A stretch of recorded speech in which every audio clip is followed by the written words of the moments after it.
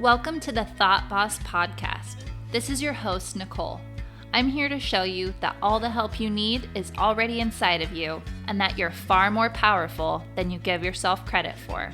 I'm glad you're here. Now let's turn you into a thought boss.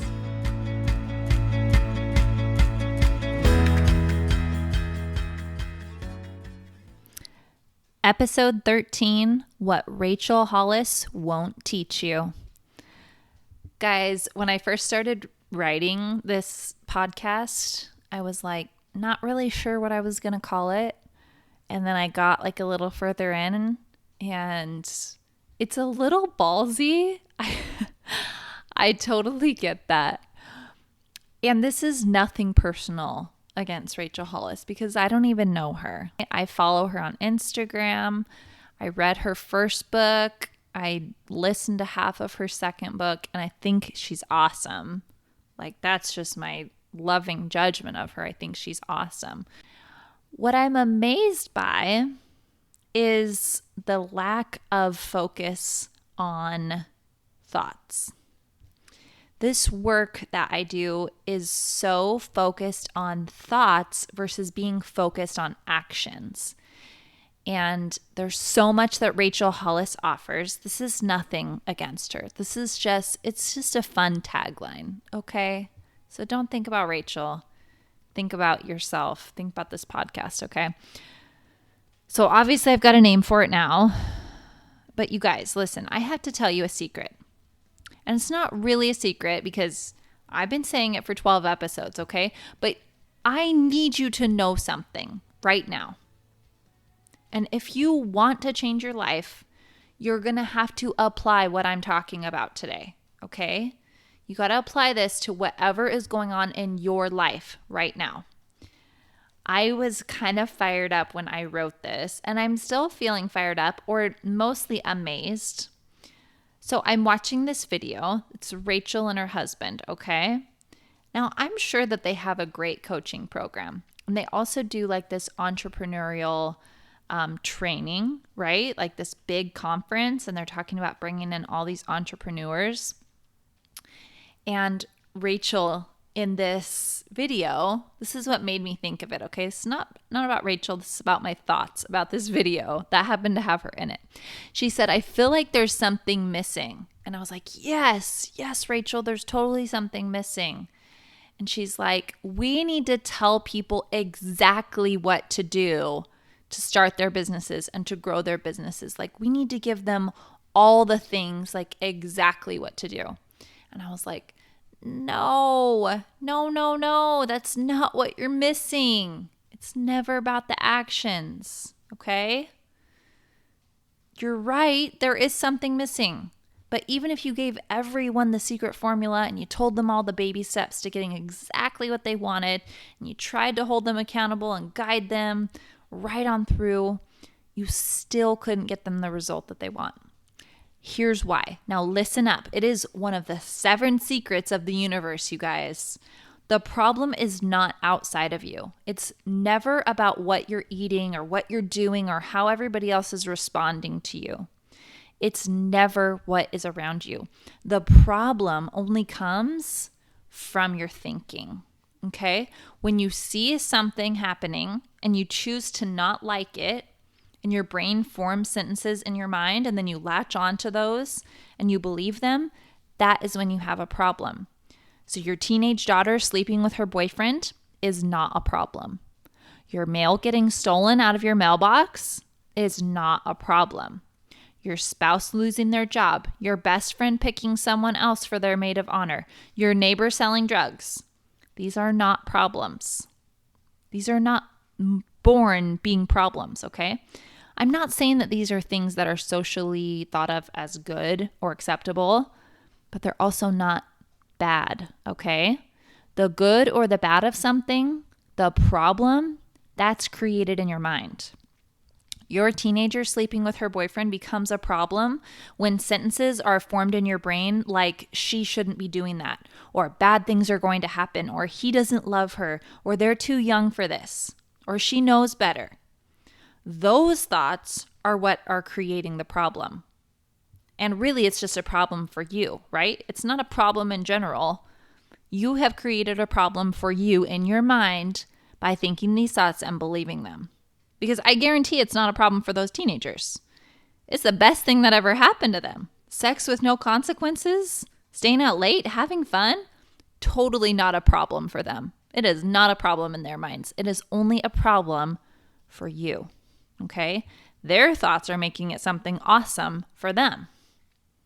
Your mail getting stolen out of your mailbox becomes a problem for you when you think it shouldn't have happened. And when you say that the world is broken and it's just not what it used to be and people should be better and you live in a terrible neighborhood and you think this is gang related, whatever your thoughts are about it, that's what's creating the problem. But the guy who stole your mail and got your new pair of AirPods doesn't think it's a problem at all. Maybe the mailman doesn't even think it's a problem. Maybe he's like, happens all the time. It's totally not a problem for him. It's a problem in your mind. You have created the problem by the thoughts that you're thinking. It doesn't even have to be a problem for you. It doesn't have to be a problem because you could choose not to think the thoughts that make it seem like a problem. I'm not saying you should or shouldn't. I'm just letting you know that the problem comes from your thoughts. It doesn't come from the circumstance. I'm not telling you that you should be happy about your mail getting stolen or your daughter sleeping around. Just trying to tell you that the thing is not the problem. It's your thought about it that is the problem. You saying that it shouldn't be how it is the problem. Now, the reason that I'm telling you about problems is because anytime that you have a goal, your brain is going to want to try to stop you, okay? You're going to think that there's all these things that are going wrong and that are not helping you and they're problems, okay? But if you let them get in the way and you let yourself believe those things, that is where the problem comes in. So, here's my main point. You guys, you're never going to reach your goal by just gritting your teeth and just bearing it, just trying to get through it, okay? Forcing yourself to do something. That never works and it never helps you reach your goal. So why not? Why? Think about it. Think about what I've been telling you for 12 episodes and try to put it together. I know that you already know because you're awesome, but if you're new here, this is a great thing to learn, okay? This is absolutely crucial. Your actions are fueled by your feelings. It's this whole little formula, okay? We talked about it 2 weeks ago in the model. First, there's a circumstance. It has nothing to do with you. Then you have a thought about it. You make it have something to do with you. That thought will create a feeling or an emotion in your body.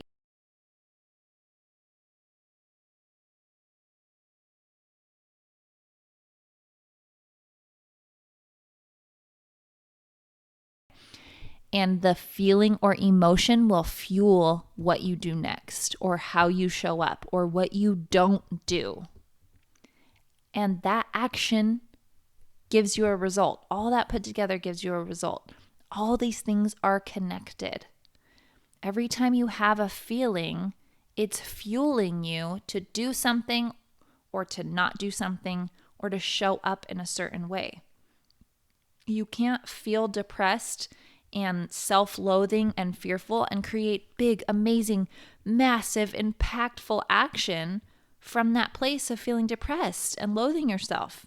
If you want to start a business or you want to start hiking or you want to finally do that thing that you've always wanted to do, you beating yourself up even just a little bit or comparing yourself is not helping. You know what else isn't helping?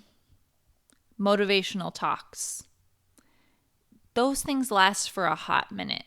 They do not last forever because you're not watching your brain. You're just watching somebody else offer you thoughts and you believe them for a second. And you're like, oh, hey, they believe this. Like maybe I should too. But then within a few minutes, your brain's going to offer you something that you've already been thinking and believing for a long time. And it's going to counteract what you just listened to. This is why coaching is the only thing that works. This is not self-promotion. You have to coach yourself. You have to recognize that your brain is the culprit. It's the thing that's keeping you from reaching your goals. So when you're watching these motivational videos for a minute, you're like, oh, hey, this is awesome. This could work for me. And you're feeling really inspired because a person like yourself did something that's really awesome that you want to do. And then you take that first step. Okay, did you follow that? There was a thought, maybe this could work for me, and the feeling was inspired, and then your action was you took the first step. But the reason that nobody gets beyond that first step, though, is because their brain steps in. Remember that lovely lower brain that is trying to be super helpful and keep you alive? The thoughts that brain offers you are going to be so convincing. Your lower brain lives with you all the time. It's like your evil twin sister, kind of, except for it's trying to keep you alive. It knows your secrets, it knows your fears, and it knows all the excuses that you usually use that are going to keep you completely safe. Your brain is so good at coming up with excuses that you're totally going to believe it when it says, well, it worked for that person, but it's probably not going to work for me because they probably just aren't sharing everything. Maybe that was like step 1 and step 2, but there's probably something they're still keeping secret. Or I probably wouldn't be able to get past like this spot. Like I always get stuck at this spot. Or you start to worry about what people are going to say. What will people say when they see me doing that? This is getting really hard and I'm worried about what my sister will think or my mom will think. Or your brain will say, I heard that if it's not fun, it's totally not worth doing. So I shouldn't really move forward. Or I like my life exactly how it is. I actually don't want to change it. That one goal that I said I really wanted to reach, I'm actually good not doing it. I don't think I should want to change. I should just be grateful for everything that I have. You see how sneaky your brain can be in convincing you not to go after your goals? Sometimes it takes too long or you're not seeing results, okay? And then you believe that sentence that your brain offers you. And when you believe it, that feeling of being inspired and excited, it goes away. And so does the big action that you were taking when you took that very first step. When the action goes away, your chance for that desired result is zero, completely zero, because you have to still do the thing to make it there. Your own brain is trying to sabotage you. You could go watch some more motivational speeches and try to get inspired again, and it might work again. But then the cycle continues until you get so used to starting and never finishing that it becomes another compelling reason why you shouldn't keep going. You don't need any more how-tos, you guys. Your problem is not in what you are doing or not doing. Your problem exists first in your own brain. When you learn that you can respond to your brain, that's when things change. This is why actions aren't enough. You know that you need action. You know that you've got to do the thing. You know that to lose the weight, you just have to eat healthy and you have to exercise and you cut back on those donuts. You know that to start a business and have it be successful, you've got to put in the work every day until you see a return. You know that if you want to get strong, you lift weights. You guys, the how has never been a secret. And with the internet especially, today you can get the information on absolutely anything that you can imagine doing. YouTube and free courses, they abound with advice on how to do things. It's the how. But the reason we keep looking for more is because we recognize that something is missing. We do all the things for a minute, and then we think it's not working, and then we start looking for something else. That's because actions are never what it takes to reach a goal. They're not all that it takes. And they're not the most important thing that it takes. Think about it. The whole reason that you want to achieve that goal is not because of the tangible thing that you can touch. But the reason you want to reach a goal is because of how you believe it's going to make you feel when you get there. I don't want a Lincoln Navigator because it's a hunk of metal in my driveway that gets me from point A to point B. I don't just want to touch a metal car and say, hey, I'm successful. I did it. Here's this metal thing in my driveway. The reason I want a Lincoln Navigator is because I think I will feel successful when I can buy one with cash. I want it because I think driving it will feel vindicating for all those hours I put working so hard to be able to buy a car that I love without going into debt. If it's a feeling that I'm chasing, then you've got to admit that feelings come into play somewhere and it's not just in the end. And I know that those feelings are created by the thoughts that I'll be having about the car and about myself. So how could I believe, though, that the thoughts only come into play in the end when I've achieved the goal? You guys, everything that you want to feel and think is in reach right in this moment. The only reason we want tangible evidence is because it's proof that thinking those thoughts and feeling those feelings and taking that needed action actually produced the result that you wanted. Actions by themselves don't carry the right kind of energy, though, to get you your result. If you're feeling terrible about yourself and hating your body and thinking that you'll change once you've lost X number of pounds, you're in for serious disappointment because a circumstance, your body being a few pounds lighter, can't create a feeling. That lost 15 pounds does not create anything. When you finally allow yourself to think the thought, wow, my body is amazing, that's when you feel that feeling that you're seeking. You don't actually have to reach the goal for it. You have to feel the feeling first and work from there. If you want to love your body, you can't get there by hating your body. Does that make sense? You've got to watch the thoughts so much more than the actions because those are the things driving your results. You guys, thoughts are just suggestions from your brain. They come from all kinds of places. They come from your memories. They come from just habits, maybe intuition, or the things that other people say. They're just thoughts, sentences passing through your brain. And your brain is always suggesting thoughts to you. Your lower brain, though, if that's in charge, your subconscious brain, it's always trying to conserve energy and avoid pain and seek pleasure because that keeps you alive. So the thoughts that it offers you are going to come from a place of trying to achieve those three main goals. When you're trying to meet a different goal outside of that, that's beyond just having enough food and not getting eaten by a tiger, but you're working from your lower brain, and that lower brain is just offering you thoughts that create fear and doubt and uncertainty or frustration and lack and mistrust and confusion, you don't show up in your full power. In fact, those feelings keep you from doing much at all. Even if you're taking action, it comes out weak and half-hearted, and most of all, completely unsustainable. So here's how to actually reach your goals. It is not a secret. Yes, of course, it requires action, but it also requires tons of thought work, more than anything. Step 1, you write it down, be really specific. You envision it. What does it look like? What does it feel like? What does it seem like? What are all the details of it? And you write it out completely. If you want to lose weight, you write out a number or you pick an outfit you want to fit into.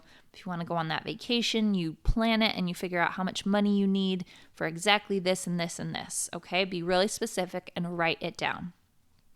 Step 2 is you make a plan for how you think you're going to get there.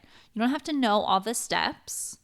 You don't even have to completely understand how that's possible in your current situation.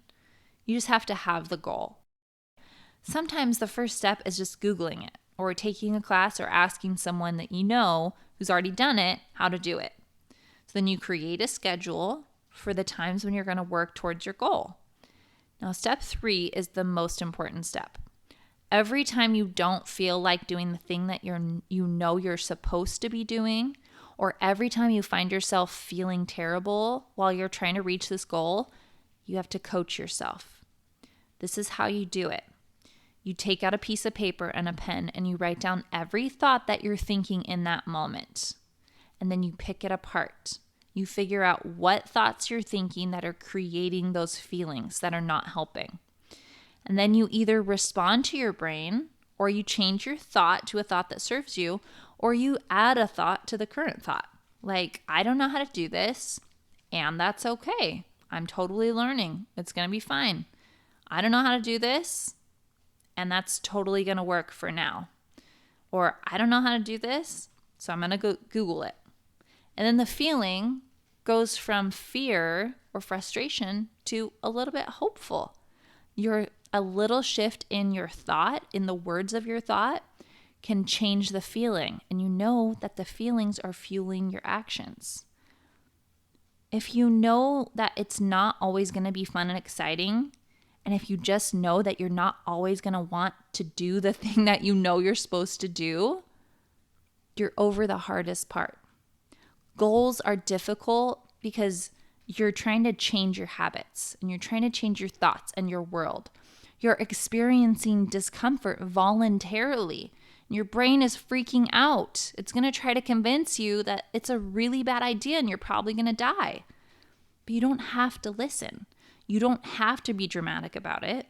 But just recognizing that, of course, your brain is going to try to sabotage you is really helpful.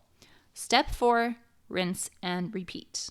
As many times as it takes. You just keep going.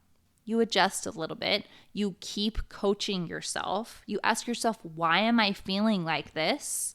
And is this feeling serving me? So I work through this every day in my business. All of my business goals are big and crazy and exciting. And they're going to take a ton of action. But most of all, they take a lot of coaching of myself. And a really good plan, of course. But most importantly, a lot of coaching. It's really that simple, but it's also really hard. Or it can be. That's just a thought. Okay, so here's what to say when people tell you what to, quote, do. When you want to watch another video, or you take another e-course, or you sign up for a free webinar telling you what to do, remember, these can be great tips, and you can put them on your schedule, but the most important part is going to be the coaching part. It is the only reason people don't achieve their goals. It's literally the only reason you are not achieving your goals. It's not because you didn't have the right circumstances. It's not because you didn't have the right training. It's because your brain got in the way and you didn't even know that your brain was getting in the way. It offered you thoughts like this is really hard, or this is going to hurt, or this isn't really important, and you believed it. It's hard to admit that, but it's okay because we all do it. Our brains are just wired to keep us alive, and that's great. So sometimes you're going to feel stuck when you're trying to coach yourself, and you'll do what I call surface coaching. You're going to see all the thoughts that could be hurting you, and then you're going to try to change them right away. You'll say, oh, that's not a good thought. That's not a good thought. And then you'll try to change them. You need to stop. You need to take a good hard look at it and let yourself feel whatever you're feeling from those thoughts. And really recognize that the result you're getting is because of the thought that you're thinking. This takes a ton of practice because we see bad thoughts and we just want to change them right away. But if we can stop and realize that those thoughts are the culprit, they are the reason that we're getting our result, and they're the only reason we're getting our result, once you actually recognize, you can just stop thinking the thought or just say, I just don't even believe that thought. What if I wasn't able to even think that thought? So I try to take my most persistent and my biggest problems to my coach because she can see all the things that I can't. I get so emotionally invested in my own story that I really believe that it's true. And your brain wants so badly to be right that it's going to hold on to an idea even when it's not serving you. When my clients come to me to be coached, the same thing happens almost every time.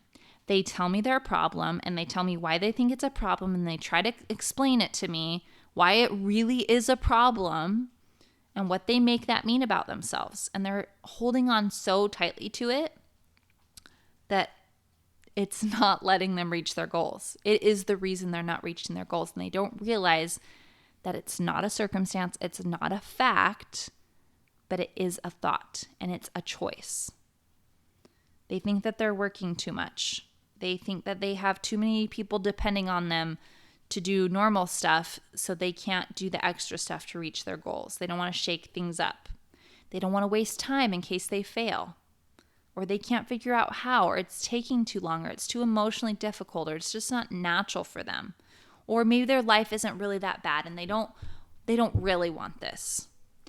Now, I really appreciate when I can get down, when my clients let me get down to the very core of it, when they're vulnerable enough to tell me why they're thinking this.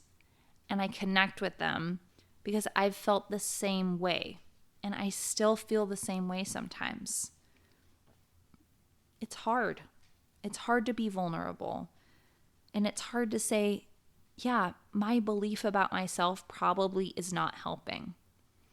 So I take their very specific thought that they're thinking, and I lovingly show them which ones are rooted in fear. Fears that they have been holding on to for a very long time.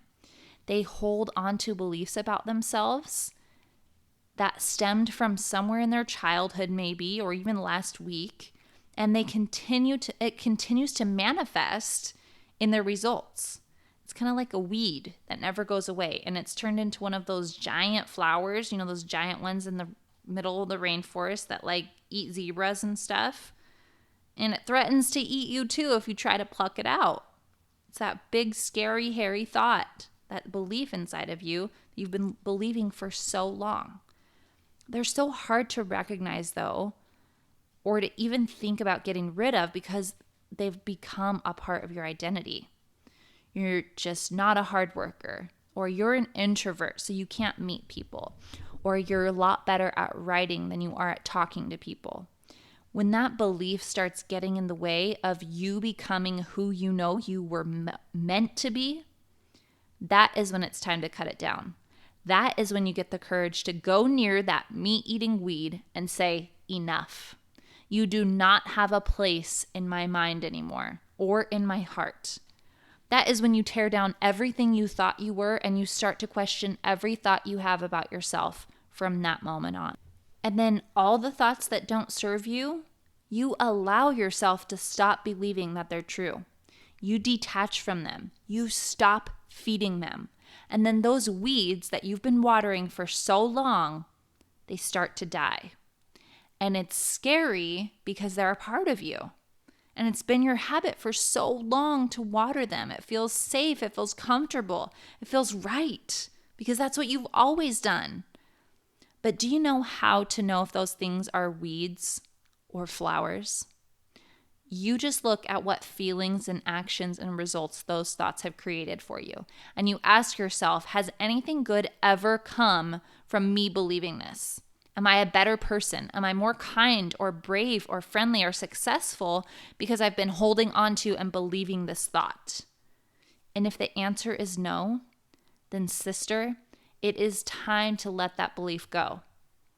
And not just ignore it, because it will fight for its life. Your brain will try so hard to tell you that it's absolutely necessary to keep that thought, because you might be cast out of your family or your friend circle, or people won't know how to handle you. You might shake things up, or you need to be quiet so that you can be safe. Trust me, that belief is not going to go down without a fight. But when you choose, you consciously choose to be brave and to detach from that belief, to stop believing it, and then to just let it float by. Let that thought just float by like a cloud. And don't attach to it. Don't believe it. You are one step closer to freedom. You fight that belief by answering your brain back. You say, you know what? I think I'm going to be just fine. My friends and family actually love me anyway. It's totally fine to be uncomfortable. It's part of the territory. I love myself and I have proof of myself, and that's all I need.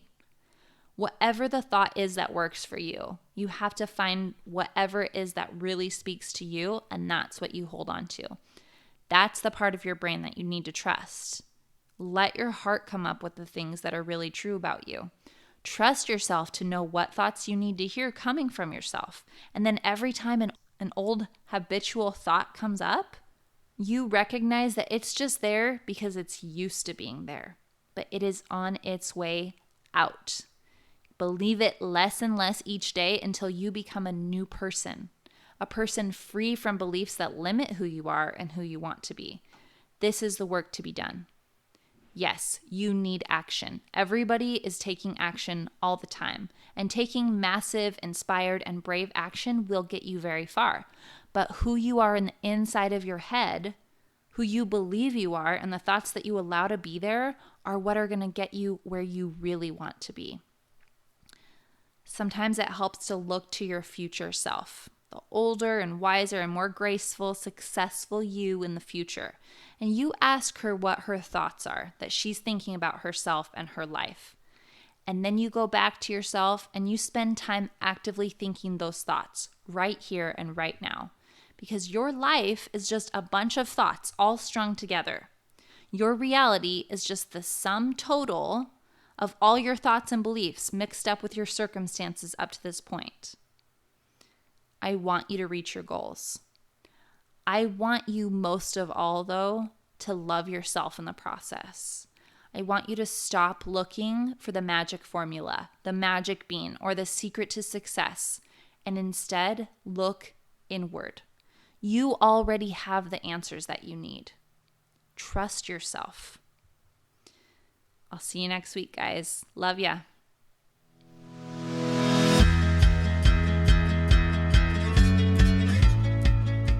If you love this podcast and you want to see how this work can change your life, I want to invite you to join the Thought Boss Coaching Program. It's simple. You talk, I listen, and then we get to work. Coaching is the fastest way to gain confidence, let go of your past, and reach your goals. I believe in you, and it's time for you to believe in yourself.